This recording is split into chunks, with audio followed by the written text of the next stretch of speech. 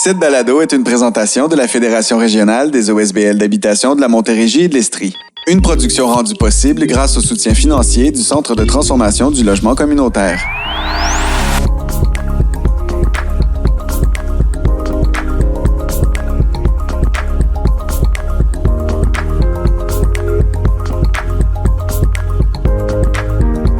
Nous sommes de retour pour un nouvel épisode hors série de Nos voix pour des toits.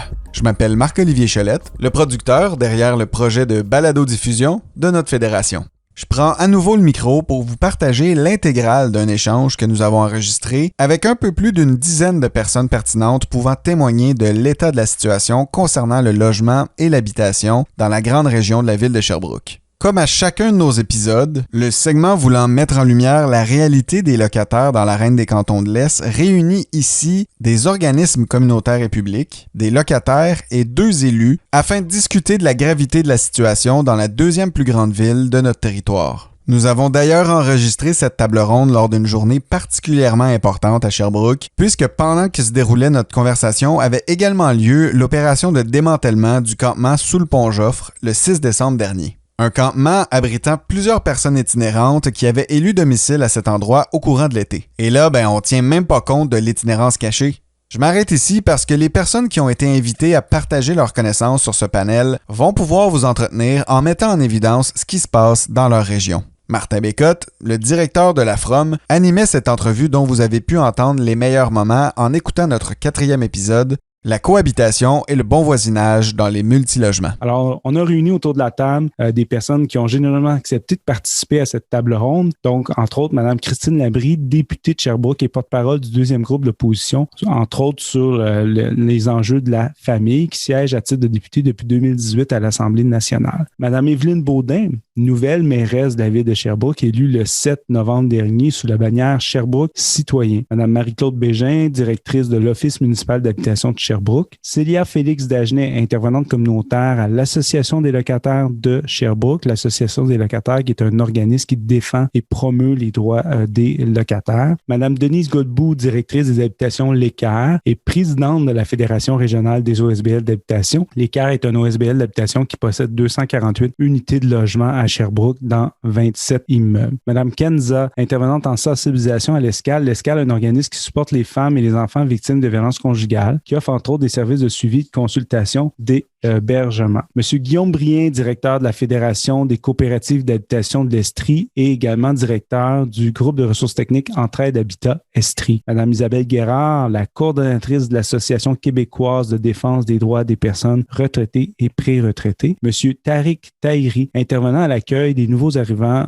au service d'aide aux néo-canadiens de la ville de Sherbrooke. Monsieur Alexandre Guimont, directeur du regroupement étudiant de maîtrise, diplôme et doctorat à l'Université de Sherbrooke, et Mme Amber Marchand, une locataire qui habite un logement dans la ville de Sherbrooke. Alors, avant de débuter notre conversation, je vais faire un peu un état de la situation. Donc, on trouve à Sherbrooke 170 000 habitants, sans compter les autres MRC avoisinantes. On constate vraiment une pression énorme avec la crise du logement. Les loyers ont augmenté de 16 % en 2021 et le taux d'occupation se situe à 1,3 %. Le 1er juillet dernier, c'est une 60aine de familles qui se sont retrouvées sans toit et ça l'a pris vraiment jusqu'à la fin de l'automne avant qu'on puisse leur trouver un endroit où se loger et on peut se questionner sur les conditions d'habitation de ces personnes-là, quel type de logement on a pu leur trouver et dans quelles conditions. En plus de toutes les personnes qui ont trouvé un logement, ont pris un logement trop cher ou inadapté à leur famille, étant donné qu'il faut bien rester quelque part, donc ils ont accepté des conditions d'habitation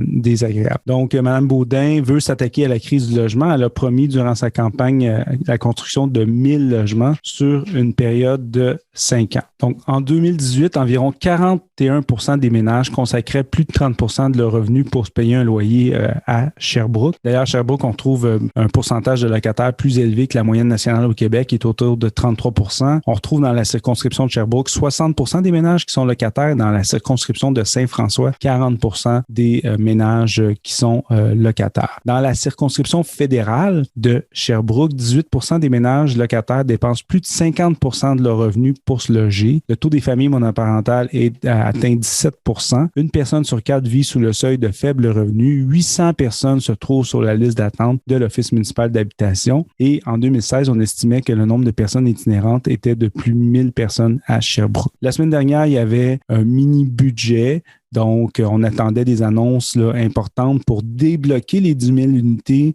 d'accès logis qui ont été budgétées dans les années passées, mais pour lesquelles il manque des fonds à l'unité. Donc, ça aurait permis la construction rapide de 10 000 unités de logement. Il n'y a pas eu d'annonce. On a plutôt annoncé un nouveau programme à définir dans lequel on va permettre aux promoteurs privés d'avoir des subventions pour développer du logement abordable. Mais on ne vient pas définir la pérennité et l'abordabilité de ces logements-là. Il y a 116 unités à Sherbrooke. Là, on était rendu à l'appel d'offres. On a reçu des offres des entrepreneurs. Ils sont sortis à 10 millions au-dessus du budget de construction. Donc, on n'a pas pu mettre en chantier ces unités-là. C'est un exemple là, d'un financement supplémentaire qui nous aurait permis de livrer des logements rapidement. Donc, j'imagine que vous avez un portrait de la situation duquel vous pouvez témoigner. Je commencerai avec Mme Labrie. Dans les derniers mois, depuis que vous êtes députée, qu'est-ce que vous constatez dans votre bureau de circonscription, les citoyens qui vous interpellent, qui font face à des difficultés de logement? Est-ce que vous pouvez nous en parler? Ce qu'on voyait au début, c'est que les personnes qui avaient de la difficulté à trouver un endroit pour se loger, c'était souvent les personnes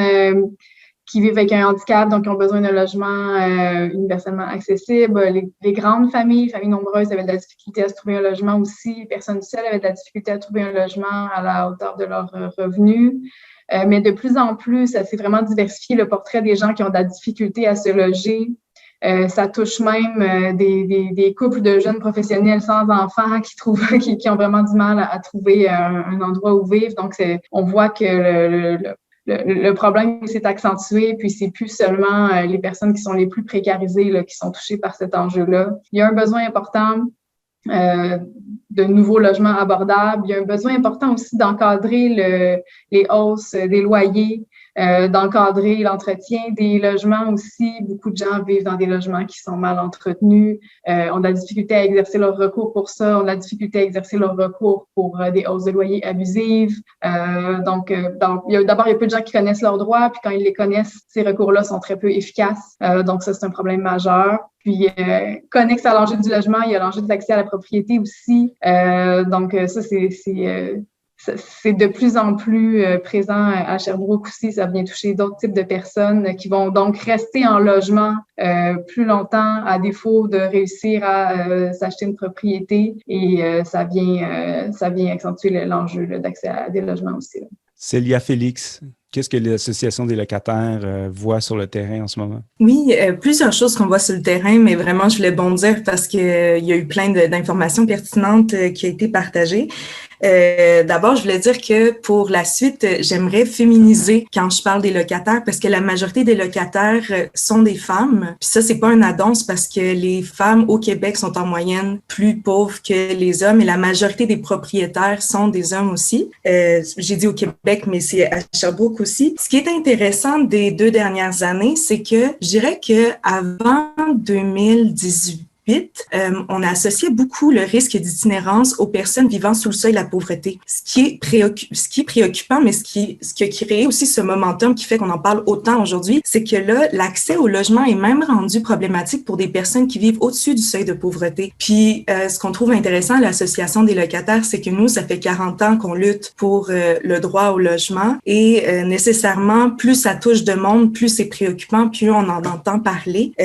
Mais comme le disait Christine Labrie, il y a tous les problèmes en lien avec le fardeau de la preuve des locataires qui fait que malgré le fait que les militantes dans les années 1960 aient milité pour avoir un tribunal administratif du logement, ben il reste qu'aujourd'hui, un des gros problèmes à notre avis, c'est que le tribunal administratif du logement ne fait pas justice aux locataires nécessairement parce que les locataires ont toujours le fardeau de la preuve en plus de ne pas être informés sur leurs droits et d'être victimes de discrimination.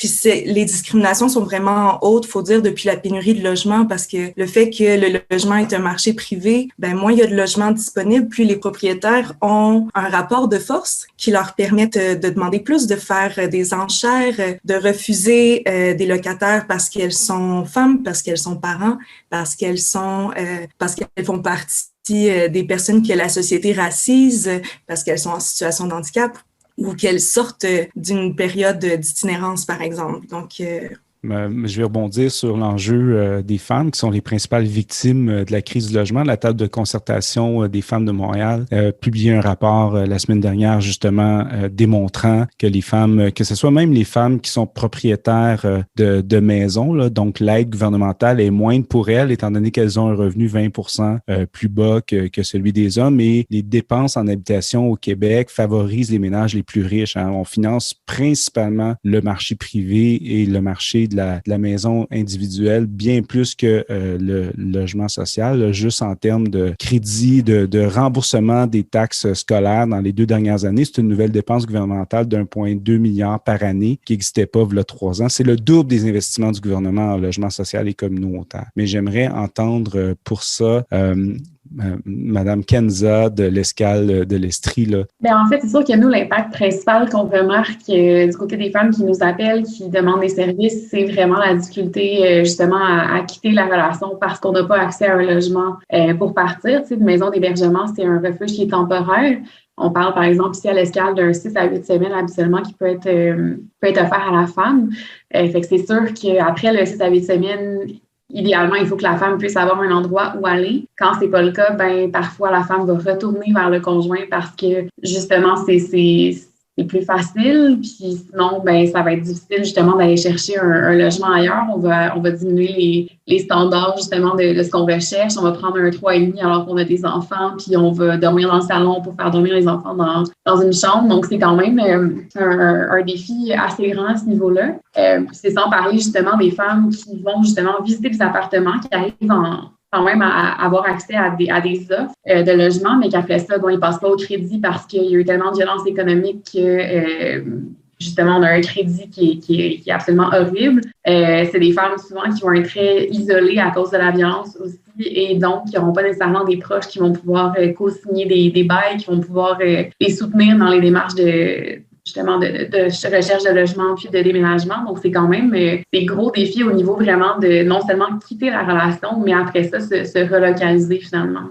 Merci, Mme Guérard. Pour les personnes âgées, qu'est-ce que vous êtes témoin à Sherbrooke en ce moment? En ce moment, il y a les personnes âgées qui ont besoin d'avoir accès à des services de maintien à domicile, services de santé ou autres services de maintien à domicile. Pour obtenir ces services-là, pour pouvoir demeurer le plus longtemps possible à la maison, il y a des listes d'attente qu'on fasse une demande au CIUS ou dans une ESAD, il y a des listes d'attente pour recevoir ces services-là. Donc, les personnes viennent souvent à le cas typique. Souvent, c'est une chute. La personne se retrouve à l'hôpital et elle apprend à l'hôpital. On lui annonce qu'elle ne peut pas retourner chez elle, qu'elle doit aller dans une RPA. Alors là, on se retrouve dans des RPA qui sont extrêmement dispendieuses. Les petites RPA ferment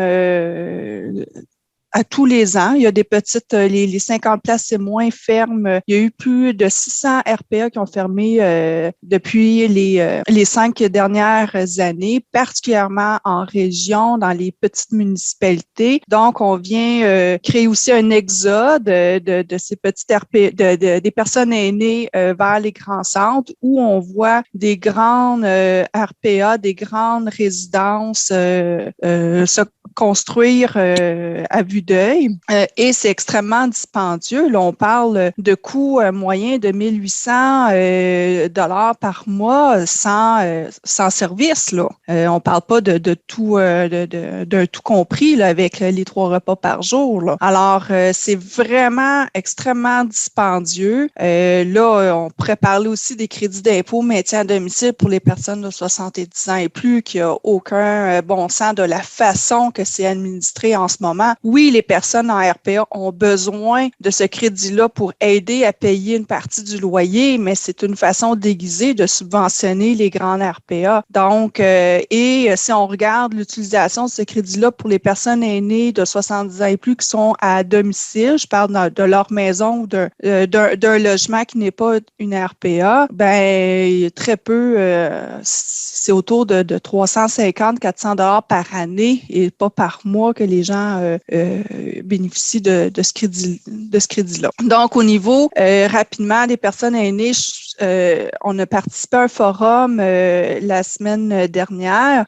sur l'habitation des aînés. Les gens doivent réfléchir pour rester le plus longtemps possible à la maison sans être obligés de déménager en RPA, doivent réfléchir à des solutions.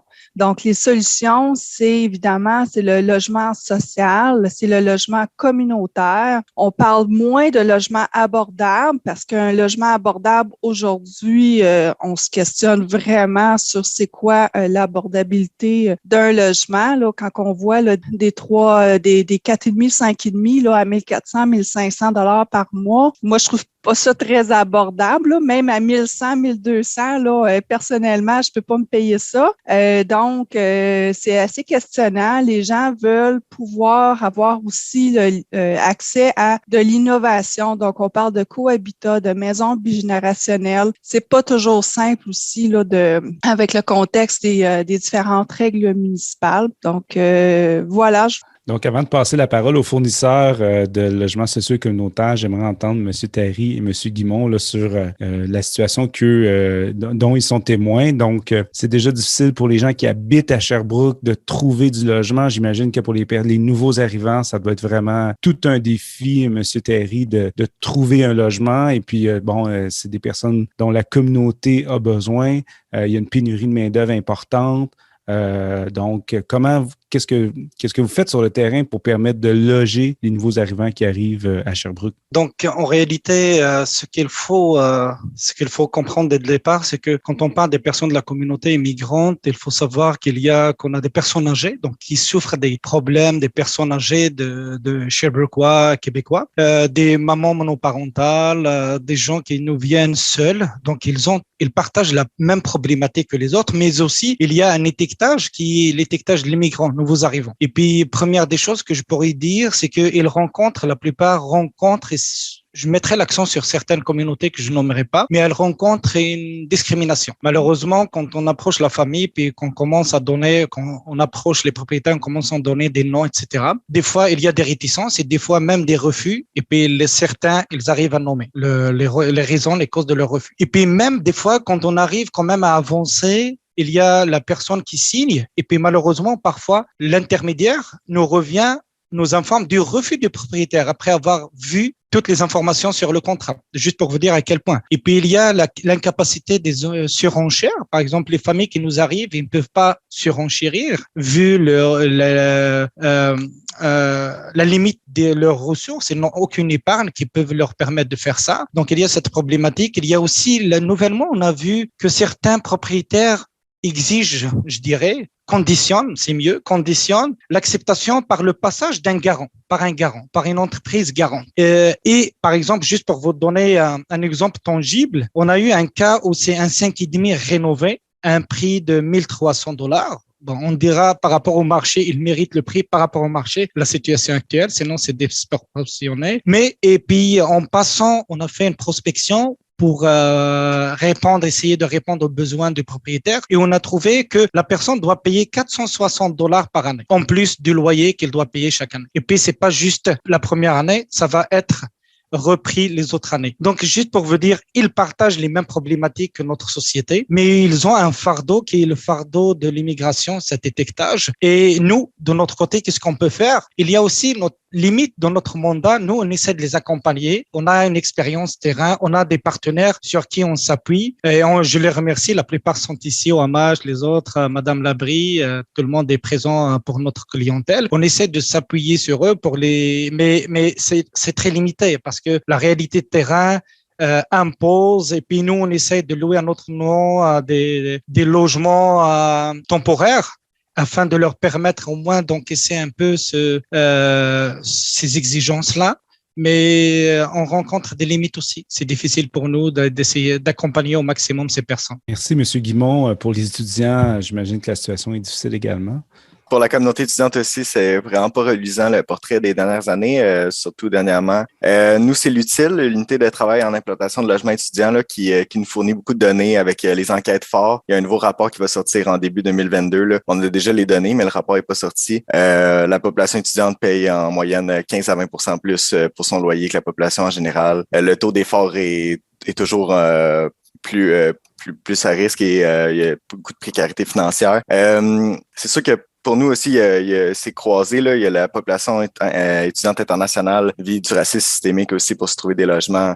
C'est vraiment inquiétant la situation. On s'assoit avec l'UTIL et la FIRST en ce moment là pour essayer de créer un logement justement pour la communauté étudiante à Sherbrooke. On va avoir besoin de partenaires évidemment dans ce projet-là. On est au début du projet. Sinon, c'est ça. Ça va pas super bien. L'Université de Sherbrooke a dû payer des chambres d'hôtel là, comme la ville aussi à la population étudiante qui était pas capable de se loger au début de la session à l'automne. Donc, ça va vraiment pas bien non plus pour la communauté étudiante, évidemment. Merci. J'aimerais ça interpeller les fournisseurs de logements sociaux et communautaires. Là. J'imagine que les gens affluent énormément à la porte de vos bureaux là, pour chercher désespérément un logement. Donc, Mme Godbout, comment ça se passe pour l'équerre là, sur le terrain? Ah, bien, c'est à peu près une dizaine de téléphones par semaine qu'on a, que les gens veulent un logement, pas pour dans 2 mois, maintenant. Pour maintenant, c'est incroyable. Les gens, quand ils nous appellent, ils nous disent beaucoup ils ont beaucoup de rénovictions. Ça, c'est avec quelques reprises là, que le propriétaire insistait pour qu'il quitte. Il ne savait pas comment se défendre sur ce problème-là. Donc, c'est ma liste d'attente, le monde est en détresse quand ils nous appellent. Ils nous rappellent la semaine d'après, ils nous rappellent. Il y en a plusieurs là, qui nous rappellent à toutes les semaines. Madame Bégin, comment ça se passe à l'OMH? On parlait tantôt de 800 noms sur la liste. Donc, j'imagine que le premier réflexe des gens qui se retrouvent à la rue ou qui ont des difficultés de logement, c'est d'interpeller l'OMH là, pour la communauté de Sherbrooke. Mais même, je te dirais, là, ça a augmenté dernièrement, donc c'est presque 900 présentement. Vous avez fait là, d'entrée de jeu là, le lien avec le projet de la gâte là, au début de la rencontre. Le projet de 116 unités, en fait, oui, on veut le mener à terme, mais présentement, le processus est tellement complexe au niveau de la construction du logement, les soumissionnaires, les coûts dépassent les budgets qu'on a présentement, qui fait en sorte, là, si je vous donne un exemple, là, si j'acceptais le plus bas soumissionnaire là, des dernières semaines, mon 3,5 en bout de ligne après la construction, je devrais le louer presque 900 $ par mois. Donc, on n'est plus dans le logement abordable là, présentement avec les moyens qu'on a puis les budgets là, pour la construction de logements sociaux. Puis, ce qu'on remarque également à l'OMH, parce que nous gérons également là, le programme de supplément au loyer qui se trouve à être des unités de subvention là, pour des gens qui habitent là, chez des propriétaires là, dans le marché privé. On remarque aussi que les propriétaires veulent mettre fin à ces ententes-là de programme de supplément au loyer. Donc, présentement, nos gens qui ont un programme de supplément au loyer réintègrent nos listes d'attente pour venir habiter dans un logement là, social. Donc, on a ce niveau de complexité-là qui s'ajoute sur nos listes d'attente présentement. Alors que c'est le choix d'intervention qu'a choisi le gouvernement, hein, c'est d'ajouter des unités PSL plutôt que des unités de logement. Et puis, c'est les propriétaires privés qui le demandaient, mais finalement, ils ne souhaitent pas tant que ça, hein, parce que ça vient avec un contrôle des loyers qui est fait par l'OMH. Monsieur Brien, brièvement, parce que je sais que vous pouvez nous nourrir longuement de la situation. Donc, comment ça se passe dans les coops? Est-ce que les gens interpellent les coopératives? C'est sûr, en Estrie puis à Sherbrooke, c'est très fort, le mouvement coop. Là, les gens sont assez sensibilisés que c'est une solution à long terme. Là, on a des coops là, qui ont 40 ans, bientôt 50 ans d'âge et ils sont entre 20 et 30% en bas du marché. Donc, le pari est réussi. Ça, c'est un premier constat important. C'était une innovation à l'époque. Pour bien des gens, c'est encore une innovation, les coops d'habitation, mais le fait d'impliquer les gens dans toutes les décisions puis dans toute la réalisation, dans le fond, de prendre en charge aussi notre milieu de vie, ben ça a fait ses preuves et ça se sait de plus en plus parce que 20 à 30% en bas du marché parce que tu t'impliques ça a une grosse différence sur le portefeuille, sur nos familles. On parlait des aînés, des grandes familles, des personnes immigrantes. Je donne un exemple, la coop des grandes familles qu'on a fait, un 24 logements il y a quelques années, avait rapidement une liste d'attente. On a fait une deuxième phase et déjà, là, on vient de finir il y a à peine un an, puis ils ont déjà 85 grandes familles sur leur liste d'attente. Fait que ça, c'est un exemple. Pour vous dire, les écoles au Québec, dans nos petites municipalités, ça prend au moins 75 enfants. Quand on fait une coop pour des grandes familles de 24 unités, on a à peu près 120 enfants dans le projet, ce qui nous permet, là aussi, on fait une espèce de parc-école pratiquement dans la cour. Fait que c'est pour les familles. Pour les aînés, on se demandait est-ce que les aînés vont être impliqués dans les projets? Ben, c'est dans ces projets-là où on a le plus de comités et d'implication. Donc, nos aînés, encore plus aujourd'hui, arrivent encore en santé, veulent être participatifs. Donc, encore là, la formule coop répond, mais la demande est très forte. C'est beau de dire je veux prendre en charge, mais ça prend les investissements nécessaires, puis tu l'as bien mentionné tantôt, là, ce qui est reconnu comme gouvernement comme coût de réalisation, c'est ça, mais la réalité, c'est ça. Donc, les prix ont explosé. Juste pour vous informer, ça va augmenter à peu près entre 3 et 5 % le coût de construction. Donc, si j'avais fait un logement il y a 5 ans, ben il y a 4 ans, c'est à peu près 3 à 5 % plus cher. Dans la dernière année et demie, on a vécu l'équivalent de 5 ans en un an d'augmentation. Fait qu'on est à 20 %, tout dépendant certains matériaux ou autres, là, c'est énorme. Fait que il y a eu une explosion là-dessus. Là. Bien sûr, la COVID-19 a joué beaucoup, la disponibilité des matériaux, etc. Fait qu'on essaie de réfléchir à plein de façons innovantes, mais on a vraiment besoin d'une volonté politique claire là-dessus. Encore récemment, j'entendais que le gouvernement reconnaît pas qu'il y a une crise du logement. Ça nous interpelle beaucoup. Moi, j'y étais au début des années 2000, on l'a vécu. Si tu vois pas la crise, ben elle s'aggrave. Puis nous, on le voit. Moi, je suis pas directement, mais Marie-Claude, la ville et d'autres pourraient parler à chaque 1er juillet. Nous, on est là en deuxième ligne, là. Mais il y a une forte augmentation du nombre de familles au 1er juillet qui se retrouvent là, à la rue pendant plusieurs semaines. Là. À Sherbrooke, on est content parce qu'il y a une volonté pour y répondre, mais... J'en profite pour saluer l'arrivée de Mme Baudin, nouvellement mairesse de Sherbrooke, élue le 7 novembre dernier. On fait un peu le tour de la situation, le portrait de la situation. Vous avez pas mal, je pense, parcouru la ville de Sherbrooke dans les derniers mois, fait beaucoup de porte-à-porte. Qu'est-ce que les gens vous ont dit sur le terrain? De quoi vous avez été témoin pendant la campagne électorale là, sur la situation du logement à Sherbrooke, Mme Baudin? Ce qu'on constate, c'est que effectivement, plus notre revenu est faible, plus la situation est difficile. Mais on constate aussi que même les personnes qui ont des plus hauts revenus sont face à une pénurie de logement. J'ai un professeur d'université que j'ai croisé récemment qui me disait que ça faisait 6 mois qu'il est arrivé à Sherbrooke puis qu'il n'a pas encore trouvé d'endroit où s'établir. Donc, quand c'est rendu à ce niveau-là, on peut se dire que quand on a un moins grand revenu, la situation doit être encore plus criante. Alors, ce qu'on m'a dit aussi quand j'ai rencontré la PCHQ, qui est les constructeurs, là, eux, ils me disaient que selon leurs chiffres à eux, le taux d'inoccupation avoisinait les 0,5 %. C'est un peu du jamais vu. Là. Les derniers chiffres qui avaient circulé publiquement, c'était comme 1,3 %. C'était déjà très, très faible. Et en même temps, le marché est très difficile. On a des explosions de coûts à peu près dans tous nos appels d'offres. Il y a moins de soumissionnaires. Les carnets d'adresses de ceux qui construisent sont pleins. Alors, c'est un peu difficile d'imaginer une pire situation là, pour à la fois, on a une très grande crise du logement et en plus, on a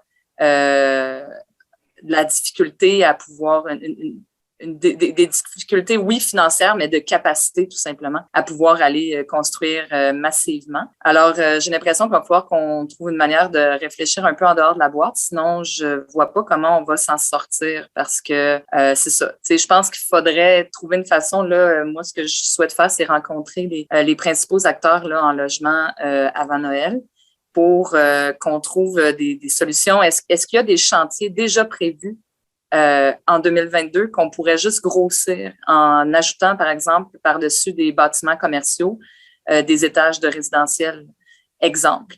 Mais je pense qu'il va falloir qu'on trouve des solutions innovantes comme peu importe là, lesquelles, parce que sinon, on n'y arrivera pas. Fait que c'est ça. J'essaie de voir c'est quoi les chantiers déjà en cours qu'on pourrait grossir. Puis c'est comme ça qu'on va réussir aussi à diminuer la pression sur En tout cas, moi, les études économiques que j'ai lues, là, la seule façon de contrôler le prix médian du logement, c'est de grossir l'offre. Là. Par réglementation, par contrôle, ça amène souvent juste comme d'autres problèmes aussi pires. Là. Donc, mais c'est ça. Si vous connaissez des constructeurs là, qu'on peut aller voler dans d'autres régions pour les amener à Sherbrooke, là, on va en avoir besoin. Parce qu'en plus, avec les gens de Montréal qui arrivent à Sherbrooke, d'après ce j'ai vu ça à un moment donné, ils misent à peu près 80% plus élevé que les gens de Sherbrooke sur les maisons.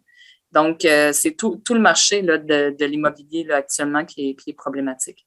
Mais j'aimerais vous entendre sur les solutions. Quelles sont les solutions pour régler la situation? Je peux peut-être commencer. Les solutions sont multiples, d'abord. Il y a une notion de rénover aussi, j'ajoute ça, là, des logements existants sans gentrifier. Donc, il y a quand même tous les partenaires privés de plusieurs grosses fondations au Québec, SCHL, SHQ, se sont regroupés et ont fait le fonds capital social d'investissement immobilier, justement pour permettre d'acheter et rénover des unités par des coops ou des OBNL existants. Donc déjà, si on réussit à faire ça, on les sort du marché, on les rénove, puis on arrive à le faire et à les garder à coût abordable. Versus ce que le privé fait actuellement, si je prends le centre-ville de Sherbrooke, ils achètent un bloc, mettent les gens dehors pour question de rénovation et on voit des loyers qui passent de 700-800 à plutôt 1500 dans des quartiers, puis pourtant où ça a toujours été des prix assez bas, où là, ça explose. Donc ça, c'est un des enjeux que je mets sur la table. Ça prend bien sûr la ville puis des partenaires pour y arriver, mais ça, c'est de l'achat réno de ce qui est existant. Après ça, pour la construction neuve, le gouvernement québécois a annoncé un nouveau programme, mais dans le fond, un mini-budget avec 500 unités pour tout le Québec sur 5 ans, ce qui est ridiculement bas. Là. Si on regarde les grandes revendications, on est plus à 5000. Puis, dans le fond, ça, c'est pour arriver à répondre aux besoins. Mais si on vient plus micro pour Sherbrooke, moi, je pense qu'il faut interpeller, la mairesse l'a mentionné tantôt, les entrepreneurs à être intéressés à participer, non pas comme promoteurs, mais comme entrepreneurs dans les projets, puis que les groupes restent porteurs. Donc, les coop et les OBNL, on a plusieurs projets à Sherbrooke, plusieurs qui pourraient se réaliser. Pour notre part, nous, le GRT, il y a une vingtaine de projets. Il y en a quand même plusieurs qui sont à Sherbrooke. Et l'enjeu est vraiment financier à ce niveau-là. On pense que ça prend la volonté de dire on investit dans la pierre et dans la personne aussi.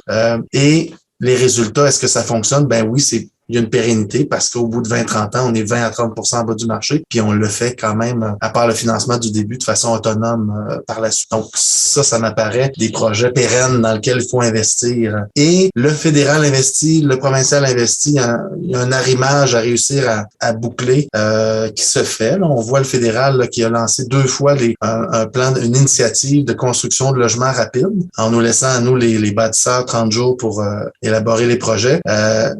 C'est pas grave, on est habitué, hein, Martin? 2 ans pour répondre, mais nous, on a 30 jours. Ouais, c'est ça. Puis à même les réaliser pendant 1 an, ce qui physiquement, même construire un bâtiment, là, puis ils veulent des beaux gros bâtiments, ça prend au moins 1 an, donc minimalement. Là. Et ça dépend du moment où on est rendu dans l'année. Fait il y a des enjeux et il y a des solutions. Je dirais le seul bémol, contrairement aux enlignements gouvernementaux actuellement, c'est de pas donner l'aspect promotion au privé. Parce que le privé est déjà impliqué depuis des années, entrepreneurs, architectes, ingénieurs, c'est tout du privé, ça. Tous les professionnels. Mais les coops, les OBNL peuvent très bien porter leurs projets accompagnés par les groupes, les GRT, les groupes de ressources techniques qui, eux, sont sans but lucratif, avec pour mission vraiment d'appuyer les groupes. Là. Donc, c'est 2 mondes quand même. On voit un danger, puis je termine avec ça, au fait de dire, je te donne une subvention, mais tu t'engages pour 5 ou 10 ans. Ce qui est très court, qui enlève la pérennité, qui enlève le fondement même de ce qu'on travaille depuis 40 et 50 ans, c'est-à-dire à faire des trucs qui sont pérennes et qui sont portés idéalement par les gens qui y habitent aussi.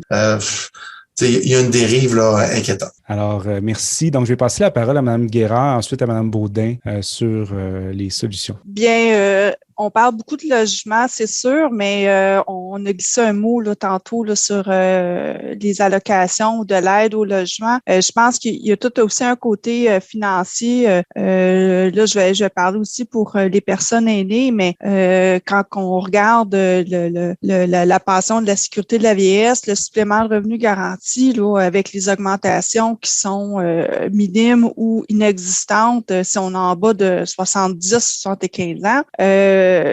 Les gens se retrouvent souvent, là, on l'a vu particulièrement avec la pandémie, ils ont des choix à faire là, entre payer un loyer, payer des médicaments ou payer la nourriture. C'est assez, on se retrouve dans des situations là vraiment extrêmes là, qu'on a rarement vues depuis plusieurs années. Dans des solutions, je pense qu'il faut vraiment trouver une façon d'aider financièrement les populations, les personnes qui en ont besoin. Je pense aussi qu'on doit, je veux pas renchérir sur toutes les autres idées là, qui sont données, mais donner l'opportunité à des personnes qui veulent créer du bigénérationnel pour accueillir leurs parents qui sont vieillissants, la possibilité ou faciliter ces options-là. On parle, il y a des projets dans d'autres municipalités, on parle d'habitation partagée entre une personne aînée en légère perte d'autonomie et soit des étudiants, des personnes, des nouveaux arrivants, des personnes qui peuvent être en situation de handicap, etc., mais qui vont s'entraider à coût un loyer moindre, mais qui vont venir s'entraider aussi pour certaines tâches, que ce soit le déneigement, que ce soit de l'accompagnement pour aller en épicerie, etc. Donc, il y a d'autres modèles qui sont, puis comme Guillaume l'a dit, les personnes concernées, les personnes qui sont dans des situations, qui sont dans les coops, sont capables aussi de réfléchir puis de trouver des solutions qui leur conviennent. Donc, laisser la parole aussi aux citoyens là, qui sont en mesure de trouver aussi, eux autres aussi, des solutions. Merci, Mme Baudin. Quelle solution la Ville de Sherbrooke entend mettre en place là, pour répondre à la crise? Déjà, je répéterai pas ce que M. Brien a dit, mais je pense qu'il a vraiment fait un bon résumé là, de ce qu'il faut faire. Il faut se tourner davantage vers le privé pour qu'ils soient partenaires, mais il faut s'assurer que ce soit des OBNL et des coops qui soient les propriétaires à long terme. Là. Pour moi, c'est vraiment ce qu'il faut. Il faut cogner sur le clou auprès du gouvernement par rapport à ça parce que c'est facile de croire que le privé est capable de faire ce que nous, on fait dans les OBNL et les coops, mais c'est pas vrai. Le simple fait que ce soit une entreprise à but non lucratif, ça change tout. Après ça, je pense que, c'est la fin d'Axélogie. On est sur la fin d'Axélogie. Il y a un nouveau programme qui va être mis en place. Ça va être le temps de voir pour s'assurer que les choses sont plus faciles puis qu'on est capable d'aller vers des programmes un peu innovants. Là. Tu sais, tantôt, je parlais de rajouter des étages par-dessus du commercial. Dans les programmes, d'après ce que j'ai compris, c'est un peu compliqué de faire ça actuellement. Là. C'est pas... les programmes sont comme faits pour un espèce de modèle, là, tu sais, comme un gros bloc 100% résidentiel, puis...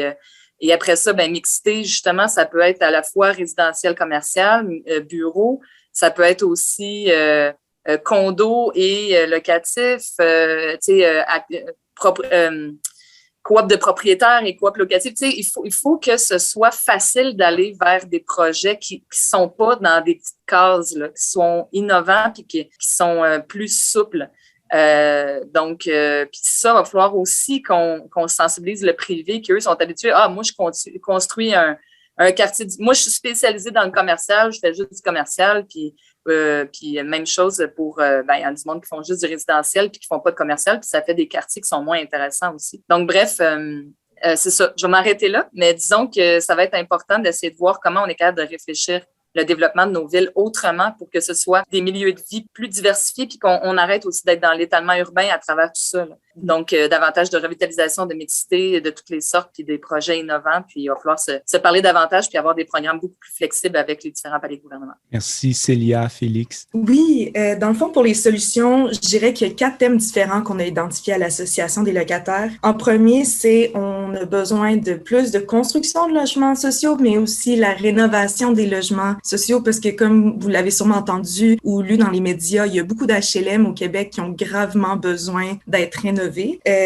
On a fait, nos revendications fédérales, en fait, c'est 3 milliards par année durant le prochain mandat qu'on aurait besoin au Canada pour répondre aux besoins urgents et immédiats. C'est même pas pour régler les problèmes puis assurer l'accessibilité pour les classes moyennes. C'est vraiment pour régler les besoins urgents et immédiats des personnes à risque ou en situation d'itinérance. Au Québec, on estime que c'est 10 000 par année qu'il faudrait sur 5 ans. Et à Sherbrooke, on estime 300 unités par année pour le prochain mandat de la mairesse. Donc ça, c'est par rapport au financement des logements sociaux. Mais la crise du logement, c'est plus large que juste les logements sociaux parce qu'on doit aussi parler de répartition de la richesse. Parce que quand on parle d'accès au logement, ben on parle aussi d'accès au transport, on parle aussi du salaire minimum qui nous permet de payer ces logements-là. Donc, nous, on revendique un meilleur salaire minimum. On revendique aussi un revenu universel garanti qui est meilleur parce qu'on s'entend présentement, les personnes qui bénéficient de l'aide de dernier recours n'ont pas les moyens de payer un logement seul non plus. C'est très problématique selon nous. Et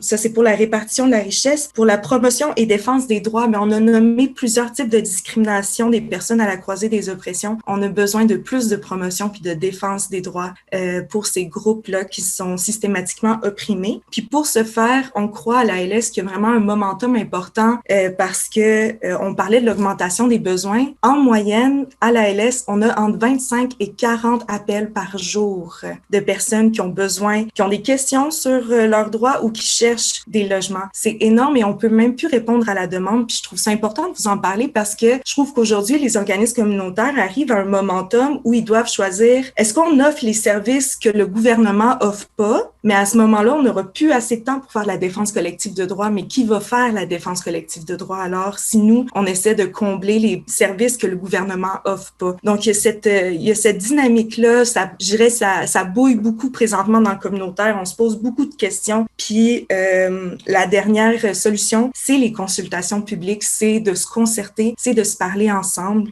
Au niveau fédéral, nous, ce qu'on revendique, c'est une commission d'enquête indépendante, itinérante, publique sur la crise du logement. Donc ça, ce serait partout à travers le Canada parce qu'on veut entendre les locataires, les personnes à risque ou en situation d'itinérance, puis on veut que le gouvernement fasse un rapport qui expose vraiment toutes les causes et les conséquences de la crise du logement pour venir à des vraies solutions qui vont pas être de devenir partenaire du privé ou de subventionner davantage le privé parce que nous, on sait que c'est pas une solution qui va marcher parce que le marché privé va jamais finir par se réguler. Puis non seulement ça, mais surtout que l'accès au logement, c'est un droit, puis on l'oublie bien trop souvent. Donc, c'est ça. Puis pour terminer, au niveau local, micro, ce qu'on revendique en vue de la prochaine politique d'habitation municipale, ce qu'on revendique, c'est une consultation publique dans laquelle tous les locataires, les groupes communautaires pourront participer. Donc, c'est s'assurer que l'activité en soi soit accessible et horizontale. Et suite à ça, quand il va y avoir le rapport final de présenter, nous, ce qu'on aimerait, c'est qu'il y ait un référendum pour qu'on vote si oui ou non on accepte cette politique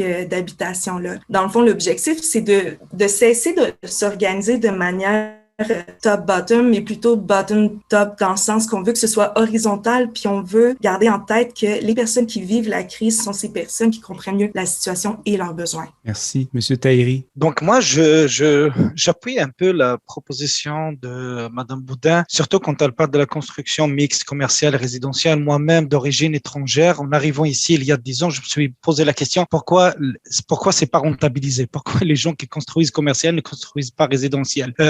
Juste une petite anecdote, là d'où je viens, les promoteurs privés sont invités à construire des promotions où il y a un conditionnement, un plafond pour les appartements.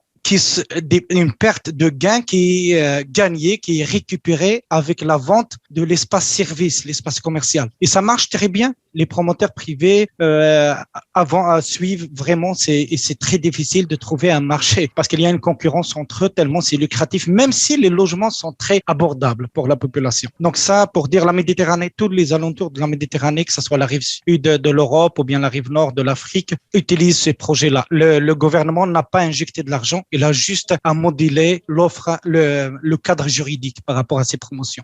Deuxièmement, ça c'est un avis personnel, je n'engage pas le sang dans ce que je viens de dire. Et puis, deuxièmement, je me dis aussi, si on veut augmenter l'offre, c'est vrai qu'il faut construire plus, mais aussi libérer plus d'appartements. Libérer plus dans le sens, Madame Labrie l'a dit tout à l'heure, comme une difficulté actuelle, c'est que permettre aux gens d'acquérir leur première maison. Ça, je sais beaucoup que c'est une période difficile. Certes, il y a des défis pour certains, mais aussi pour d'autres couples. Et ça leur a permis, cette crise-là, leur a permis quand même d'accumuler un peu d'argent parce qu'ils ont fait plus d'heures supplémentaires, etc. Et puis, je connais des gens qui essaient d'acheter leur première maison et c'est difficile vu la concurrence qu'il y a sur le marché. Donc, toutes ces personnes-là peuvent, en acquérant leur première maison, libérer des logements. Donc, un peu penser dans les deux. Voilà. Merci. J'ai entendu personne parler du financement public. La stratégie nationale sur le logement fédéral, c'est 11 milliards sur 10 ans. Le gouvernement canadien a soutenu les banques à 70 milliards de dollars en 2012 là, pour les sortir de la crise des subprimes. Le gouvernement du Québec, cette année, va dépenser le même montant d'argent que le dernier budget du gouvernement libéral, mais le gouvernement provincial dépense maintenant 30 milliards de plus par année qu'en 2018, mais c'est les mêmes montants qui sont investis annuellement là, en termes de développement de logements qu'en 2018. Puis malgré de l'aide fédérale, donc le gouvernement du Québec n'augmente pas son financement public. On parle de un dixième là, d'un troisième lien pour les construire, les 10 000 unités. Donc, comment on peut convaincre le gouvernement d'investir plus dans la construction de logements sociaux et communautaires? Il y a Mme Baudin qui nous dit qu'il devra quitter. Est-ce que vous avez un mot là-dessus avant de quitter? Sur comment convaincre les paliers de gouvernement supérieur? Oui. Ben, c'est sûr que ça reste, je pense que c'est de demander la bonne chose au bon palier. Comme au niveau municipal, là où on peut agir, c'est par exemple dans les acquisitions de terrain, ce genre de choses-là. Donc, quand les pressions sont faites au niveau municipal, ça peut être là-dessus. Puis d'être relativement réaliste dans les demandes, mais être réaliste et ambitieux, c'est possible. Mais rester quand même, leur montrer que c'est possible de différentes façons. Je pense que c'est la meilleure façon de convaincre les gens qui sont au pouvoir. Puis, c'est sûr que nous, au niveau de Sherbrooke, on veut aussi donner l'exemple pour pouvoir convaincre les paliers de gouvernement supérieur.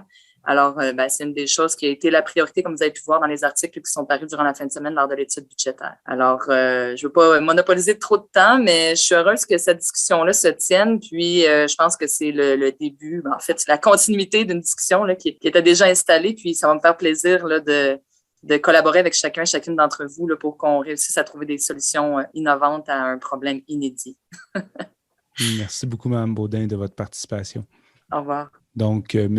Brien, comment on convainc les paliers de gouvernement supérieur d'investir massivement? Je suis content, je te voyais sourire aussi, Martin, tantôt, là, d'entendre une mairesse avoir un discours qui rejoint le nôtre, ça fait chaud au cœur. Fait que je pense qu'il va falloir y aller par exemple aussi, parce que l'année dernière, l'Association des GRT a eu des lettres d'appui d'à peu près la grande majorité de toutes les municipalités au Québec. Et malgré ça, ça n'a pas fait bouger. Je vais faire un parallèle épouvantable. Je suis d'une profonde tristesse le nombre de féminicides qu'il y a dû avoir pour que ça bouge. Fait que je trouve ça terrible. Fait que je me dis combien de personnes il va falloir encore qu'ils soient à la rue, dans des tentes. L'autre fois, j'ai été rencontrer des gens au bureau de la CAQ là, pour les sensibiliser. Puis sur le chemin, il y avait des tentes à Montréal. Là. C'est d'une tristesse infinie. Là.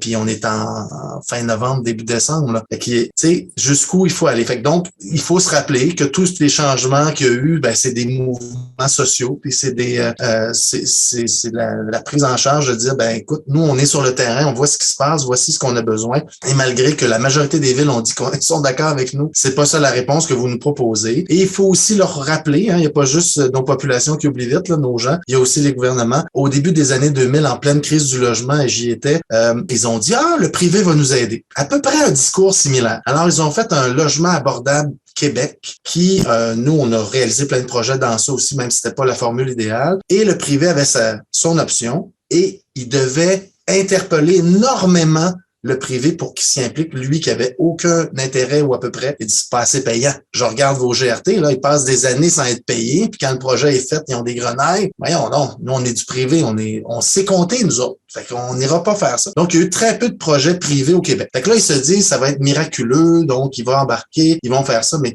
ça sera pas miraculeux, puis on essaie de le prévenir ou de le sensibiliser. Donc, c'est malheureux, mais il faut taper sur le clou, pas sur les personnes, bien sûr, je suis trop pacifique pour ça, mais taper sur le clou de rappelez-vous que, puis regardez les constats, puis malheureusement, ça a pris quoi? 17 féminicides pour qu'il y ait une action concrète, là. Fait que j'espère juste que ça ira pas trop loin dans la crise, parce que surtout que les actions pour l'habitation sont plus longues aussi, parce qu'on construit pas un cabanon, là, c'est de l'habitation adéquate pour les gens. Fait que voilà.